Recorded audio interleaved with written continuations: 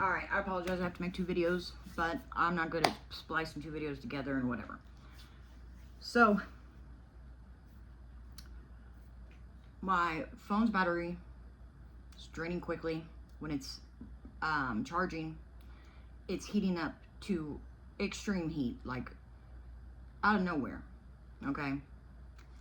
Then my data is being burnt up in a matter of 5 days. Okay? So I asked ChatGPT how to locate whatever is happening without having to go and like get somebody outside of me, some IT person or whatever. And sure enough, because I have an iPhone, you go to your settings. There's a part where, like right at the top, says your name. Click on that, go down to your iCloud, and it'll tell you all the apps you have. And that's where you find hidden apps that could be placed there through some type of email, text, whatever. And by golly, there was a hidden app.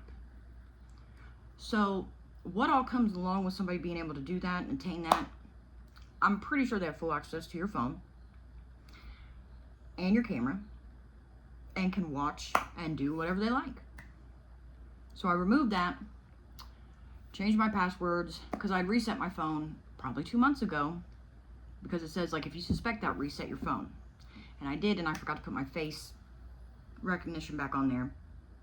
So if he got in there and I accidentally, like, even opening up a text gives them access. Okay? It just blows my mind. So they had access to all kinds, I mean, anything they wanted on my phone. And I'm to the point where I'm like, I'm a full freaking open book. And everything you attain that you may find as incriminating, you attained it through illegal surveillance, which you can't use in court. So I've now taken the steps to put my phone on lockdown. I mean, they even cloned my phone back no, it was this winter, probably February, March-ish. Multiple attempts to clone my phone, and then they finally did, and that's when I called Straight Talk and, you know, made sure they locked my account down on their end as well, which they had services that did that. So their goal in this, I believe, because there's this whole fake profile of me, they wanted to load that profile up to that phone with that phone number and then take part in conversation and communication with other people that maybe I knew or whatever on my Facebook, or, I mean, that's the only thing that, if it's somebody I don't know, then why does it matter? But, you know, because it's to try and get word of mouth going, to establish the timeline, or to support the timeline they're pushing. So they could proposition people for sex and make it look like I am a prostitute. Because they apparently have no other hobbies or interests outside of stalking me, trying to imitate me, observe me. And I'm flattered. I want them to know that, because I guarantee they're going to watch this. I'm flattered. But here's something you need to know about me real quick. I'm often imitated, but I'm never duplicated. And whatever you are trying to do, whatever your end goal in this is, it's just like in the Bible, man. Even though, you know, the Bible, it's a little iffy. But it is basic instruction before leaving Earth. The devil doesn't win. It's already been prophesized. It's already been foreseen. You have already lost. So why you keep continuing on, I don't understand, because it's just going to keep building this energy of embarrassment once it all comes out. I have had to learn in my life to take a back seat in terms of what I pursue. And if it's anything that's outside of me, and bettering myself, it won't succeed. So they want to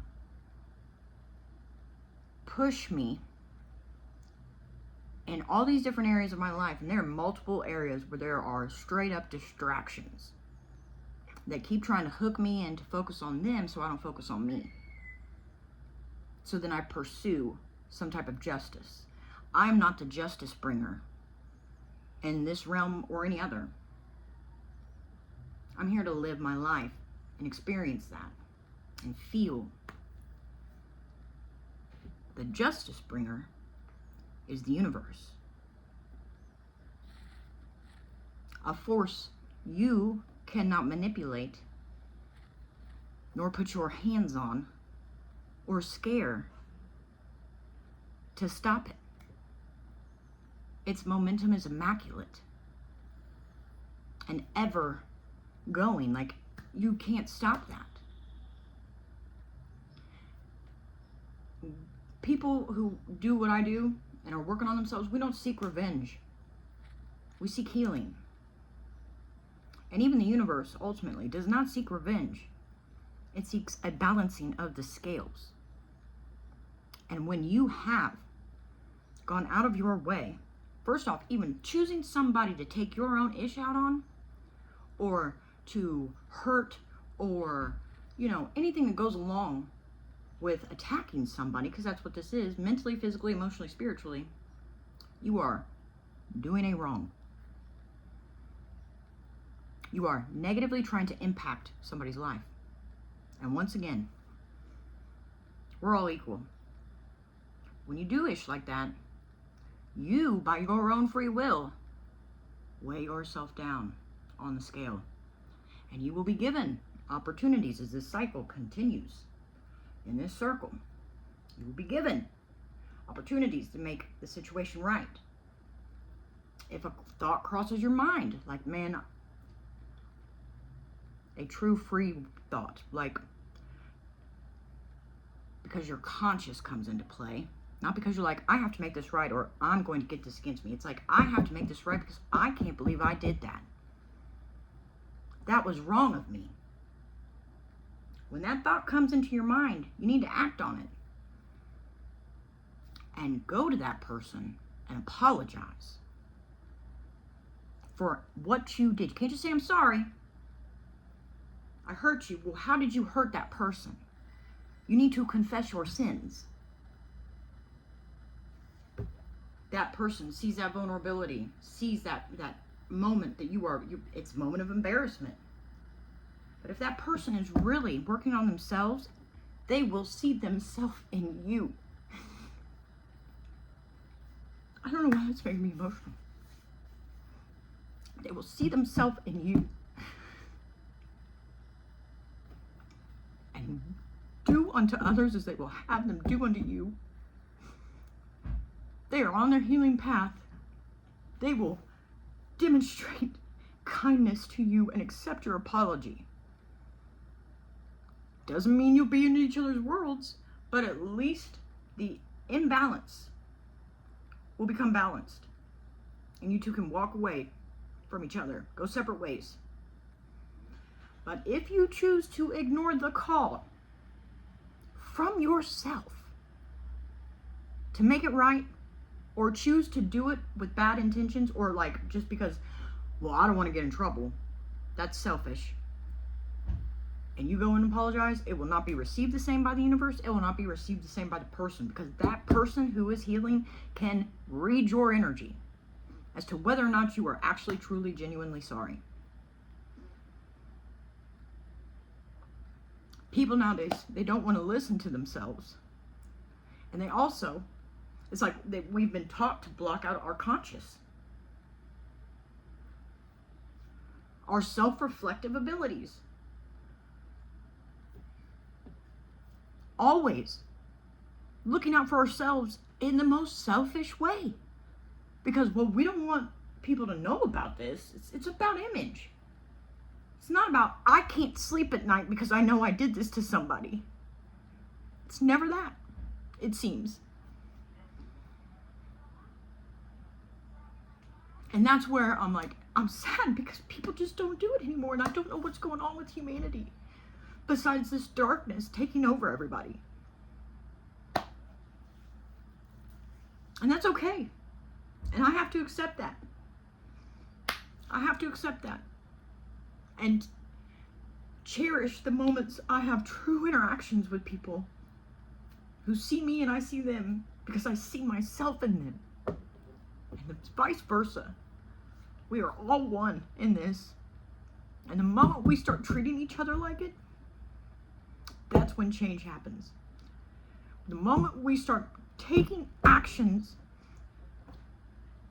for the greater cause of somebody else, because not for ourselves, but for somebody else. Because you do horrible shit to people, you have affected them. That's where PTSD comes in all of this.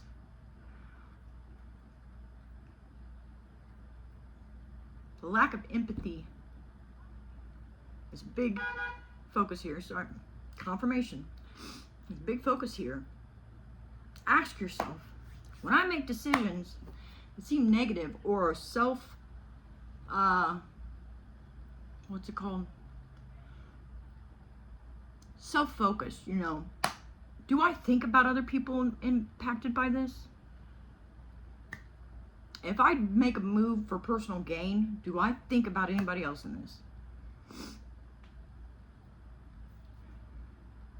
Choices should be made around the concept of, is this for the greater good of me? Is this for the greater good of my neighbor? Is this for the greater good of all? Not, well, if I do this, I'll get up here. If I do this, so-and-so will think this. That is manipulation. And I don't know about you guys, but I am not giving time anymore to manipulative thought forms, which are demons. They're not you. Okay? Think about that. And when I think about that, I think about some parasite being stuck to me, feeding off of me, influencing me to do things that are not in the greater good of me, my neighbor, and all. And I have a problem with that.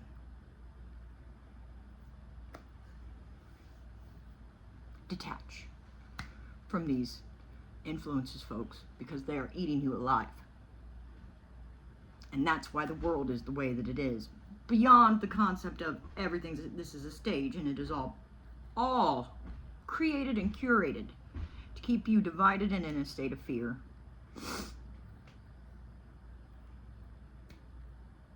It's all show.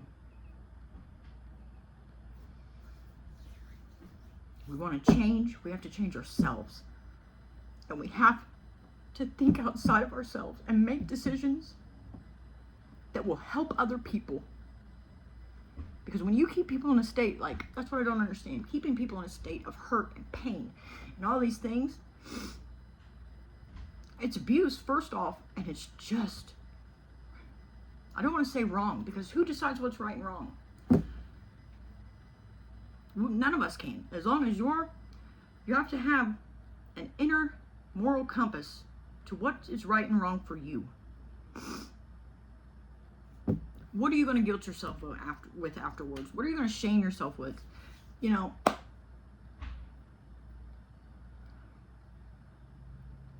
to quit thinking about ourselves.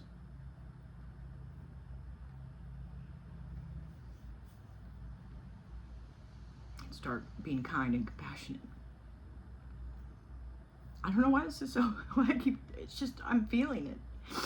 I feel that loss of it around me. Because even with my neighbors, what's crazy about this? They have an air conditioning system up there. I sat there in my bed last night, no sound in the whole place, turned everything off. Could hear them talking above me, and then hear them turn on and off an air conditioner, because there's no windows up there. Completely sealed tight, so they gotta be hot. Of course they go and buy an air conditioner. Why wouldn't they? Because they need to be able to observe for however long, which is a long time. Comfortably, of course. They have an air conditioner up there. They're not thinking about me in any of this. And I made sure to let them know. Because the girl, when we're outside, we're on two separate ends of the house. The other night, I'm minding my own business, smoking a cigarette facing the opposite direction. It's nighttime. I don't even look that way. She's going in the house, she calls me a bitch. Why do you harbor hate for me? If you're not doing what I believe you're doing, why do you hate me? You just don't like women? You don't like neighbors in general? Doesn't make sense. So I made sure to state that the next time we cross paths, it'll be interesting to see her behavior. Whether or not she is friendly or if she's hateful. Because that's the telltale sign right there. And that pissed her off. She got down, went out there as I guess my ex was showing up and did this like kind of thing. Hopefully it makes her think. Oh my gosh, my neighbors. Okay, so they're out there arguing. You can see how this energy affects everything, man, if you really take a look at it. If you really take a step back and are like, okay, how am I feeling today? If I'm feeling a little lower in the dumps, you can see, or like even, do I feel angry today? You can feel it through the whole freaking neighborhood. It's crazy. And I'm sure that's on a worldly scale. It's darkness, man. It's darkness. It's everywhere. And it's eating everybody up. I'm going to leave you with this. Try to witness your light. Try to hear yourself and try to be that light in the world. Because it's getting dark. And it's getting darker. And they're about to turn it all off. To where that's all it is darkness. I'm talking about the power grid. Oh, what if the power grid goes off? What if it's really the human essence? Be the light in the dark. See you in the next one.